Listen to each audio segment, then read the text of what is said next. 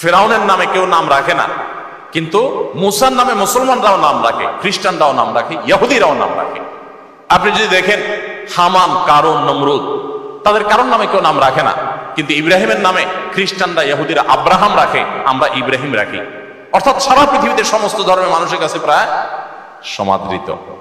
যারা স্রোতের বিপরীতে চলতে শিখে তাদের কষ্ট হয়, এই কষ্ট করে বুক টান টান করে স্রোতের বিপরীতে দাঁড়িয়ে বাধা বহুত আসবে, পেটে লাথি পড়বে, খাবার আসবে না, ক্যাশে টাকা আসবে না, ব্যবসা লাঠে উঠবে, বহুত কিছু হবে, কিন্তু আমি আমার আদর্শে কম্প্রোমাইজ করবো না, আমি মুসলমান। আমাকে আল্লাহর সামনে দাঁড়াতে হবে। ব্যবসা শুধু এখানে যদি থাকতো তাহলে ঠিক আছে, যা ইচ্ছা তা করতাম। ব্যবসা তো এটাই শেষ না, আসল ব্যবসা তো শুরু হবে আমার মৃত্যুর পর। সো আমি কি করছি তার প্রত্যেকটা টাকার হিসাব আমাকে পাই পাই করে দিতে হবে, যে আমি কি সৎভাবে কামাই করেছি না অসৎভাবে কামাই করেছি। সো এই জায়গায় আপনারা কম্প্রোমাইজ করবেন না।